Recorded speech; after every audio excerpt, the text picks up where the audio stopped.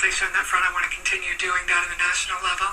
Lyme disease, which has been such a growing threat to our community, particularly in our rural areas, is something that I passed legislation on in the state. So I want to continue that. And I know Congressman Wolf has done good work with NIH and bringing that issue to the fore, and then really focusing on our economy. I've worked a lot with our tech community. I'm chairman of the Science and Technology Committee, and so that's working with our business community and expanding our technology jobs is a really important thing for me, so I want to continue to do that as Congresswoman. Congressman Wolf, what makes Barbara the right person to fill your shoes? Well, there are a number of things. Barbara worked in my office for a number of years. She's also been involved in all the campaigns that I can remember, even back into the 80s. Secondly, she understands the district probably as well as anybody could possibly. She was a leader in the General Assembly on Lyme. Lyme disease is spreading not all over this area, all over the state, but frankly, all over the country. And Barbara has taken the leadership and understands it. She was involved when we were involved in fighting the gangs. If you recall, we had violent gangs, MS-13, and different things like that. Barbara was understanding, very, very helpful with regard to that. The issue of sexual trafficking, unfortunately, I'm sorry to say, the nation is flooded with sexual trafficking, but this region is, particularly in the Northern Virginia region, but even as you come out. Barbara took the leadership in the General Assembly to deal with that, to deal with not only from law enforcement, but how do you help the young women that are involved? What do you do with regard to rehabilitation? So all the issues that I think a person is going to be faced with as a member of Congress, I think Barbara has been involved in them, both from sitting in my office, sitting in all the meetings that we've had, working on all the issues, both in the 80s, in the 90s, but also since she got elected to the General Assembly. So I'm very confident Barbara will do a very good job to continue. Also to have something else that I think is very important. Great casework. Somebody that when you know you go to their office, they will work for you and they'll champion your case to make it come out good for you. I'm Robert Allen, speaking with Congressman Wolf. Now, you had long been calling for a select committee on Benghazi. Now that that's a reality, what do you expect to come from that? Well, they're going to have here. It's going to be a bipartisan. There'll be public hearings. So we're hopeful that the truth will come out. We did lose 4 people were killed. 3 of the 4 families came by to see me because they were concerned that the truth was not going to come out. So I think it has to be done bipartisan, public hearings, so the American people can see what went on, what happened, and then they'll make a report. So my goal was to set it up. It is now set up. I am not going to be serving on the committee. I said at the outset, when I put in the resolutions, that I would not serve on it. I just want to see it done so we could find out what happened and make sure that it never happens again. Now, you've long traveled the world into some of the scarier, more troubled spots. Right now, there's a lot going on. How concerned are you with the state of the world at the moment? Well, I think the world is, quite frankly, falling apart. If you look all over the world, we're not doing well in Syria. We're actually losing. The FBI comes before my committee. Director Comey, I spoke to him a while back. He told me up to 50 to 70 Americans that left America have gone to Syria to fight with the jihadists. They'll all come back. They'll all come back to this country. We see what's taken into Crimea. Russia has pretty much dominated the Crimea. We see the Ukraine. There were several Ukrainian soldiers killed. There's genocide still taking place today in the Sudan and in Nigeria. The kidnapping of the over 250 or more young women. So the world is not a good place. It is a very dangerous place. And when America is perceived that we're weak, the world becomes a much more dangerous place. I mean, that's why I've always admired former President Ronald Reagan. I mean, he made it very, very clear. And lastly, we see human rights and religious freedom diminishing around the world. President Reagan said the words in the Constitution and the words in the Declaration of Independence were a covenant, not only with the people in Philadelphia in 1776 and 1787 when the Constitution was ratified, they are a covenant with the entire world. And so what I see is very, very scary. And as a father of 5 and grandfather of 16, I am worried. I have never been more concerned for the future of our country. What can be done in the short term as well as long term? Well, there's a lot to be done. I think you have to have the right leaders. You have to have people who are willing to kind of, deal with these issues. You have to have people who can work in a bipartisan manner.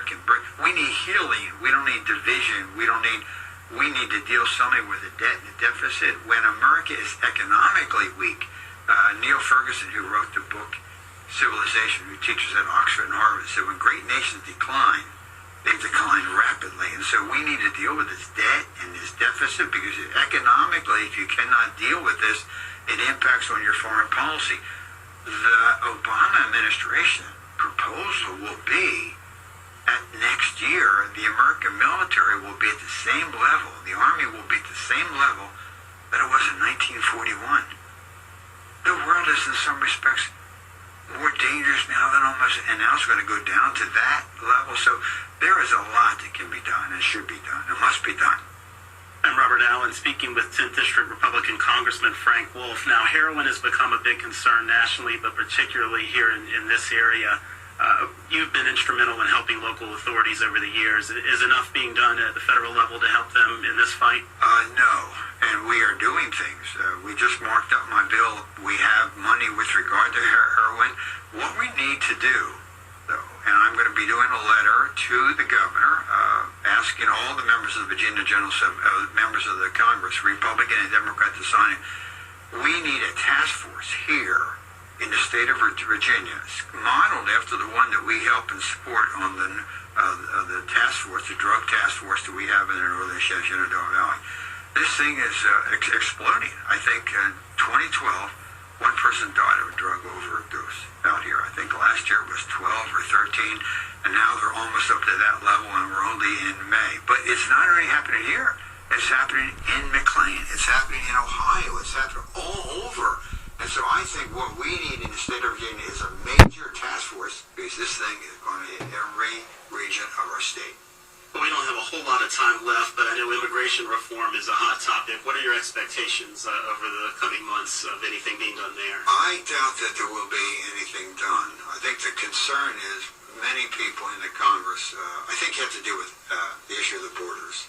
How do you protect the borders before you do anything else? And that, I think we're running out of time. So I do not believe that this Congress will deal with immigration. I could be wrong. I think it will really be in the next Congress. But I think before you do anything, you have to raise the level of the comfort of the American people to know that we are going to get control of the borders. As of now, I see nothing to give us control of the borders. So I do not believe there will be immigration in this Congress. Well, let's shift back to Barbara Comstock. Now, of course, currently in the House of Delegates, the state budget, is agreement possible soon, or is this Medicaid expansion impasse going to likely roll on? Well, there is agreement that we need to pass the budget, and I know counties across the Commonwealth have said we need to separate the Medicaid expansion issue from the budget, pass the budget, because we pretty much agreed on the budget, so that could be done today if the governor would call us back in and separate them. The governor is insisting on having Medicaid expansion as part of the budget, and last year the governor, when he was a candidate, said we should not shut down the government over health care. I agreed with that then when we had a government shutdown. I did not agree with that. We've never done that in Virginia.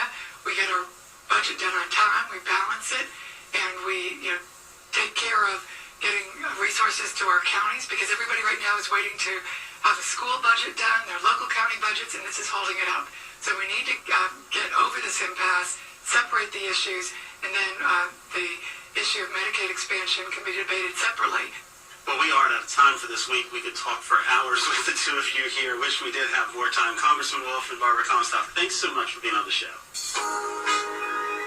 You've been listening to Valley Feedback. We encourage your comments on today's program.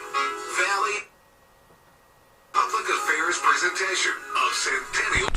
Really traveling all around the 10th District. I've lived, worked, raised my family, started a business, was senior aide to Congressman Wolf as a federal employee. So it was great to get all around the district and meet with so many of the people that I've worked with over the years and learn the issues of concern to them. And, we continue to hear a lot of concern about this tough economy that we're still facing. And there's a lot of diversity in the 10th District, from out here in Winchester, all the way to Tyson's Corner and then down to Prince William. So we have really one of the most interesting, diverse districts in the country, and some of the most talented people in all kinds of industries here, and we've just got to take all that talent and let it do what it should be doing, and not have this blanket that's on our economy right now, and really get people back to work, make sure we're protecting our federal employees. That's certainly something that I learned from working with Congressman Wolf, how important our federal workforce is. Those are issues I worked on when I worked with Congressman Wolf, worked on business issues, and I look forward to continuing to travel around the district and visit with everyone and focus on their priorities. How much help do you plan to get from Congressman Wolf on the campaign trail over the next several months? Well, I always have worked with, since I've been in the House of Delegates since 2010. I've worked with Congressman Wolf, and since I worked with him in the 90s, I've worked with him on all of his elections and with so many of the key issues. As I've been in the House of Delegates, I've worked on issues of like human trafficking that he's brought to the fore on the national front and that we've been very active on in the state. And I've passed legislation on that front. I want to continue doing that in the national level.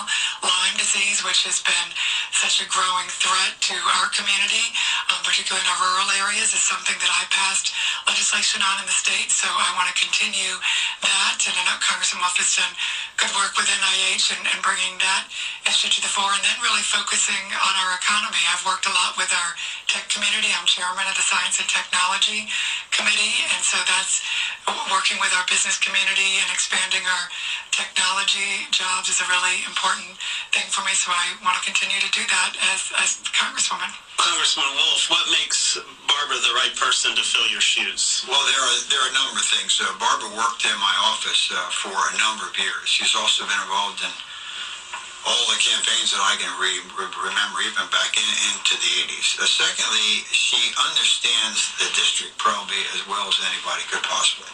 She was the leader in the General Assembly on Lyme. Lyme disease is spreading not all over this area, all over the state, but frankly, all over the country. And Barbara has taken the leadership and understands that.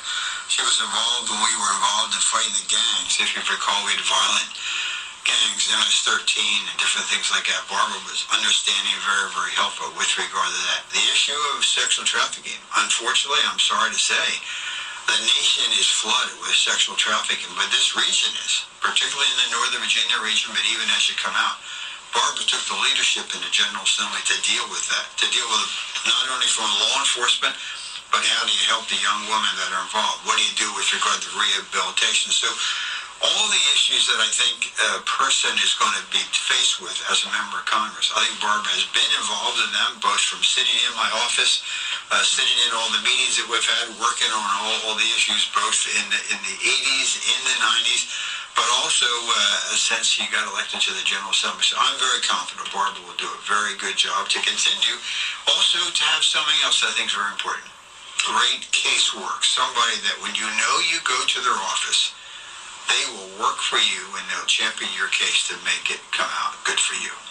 I'm Robert Allen, speaking with Congressman Wolf. Now, you had long been calling for a select committee on Benghazi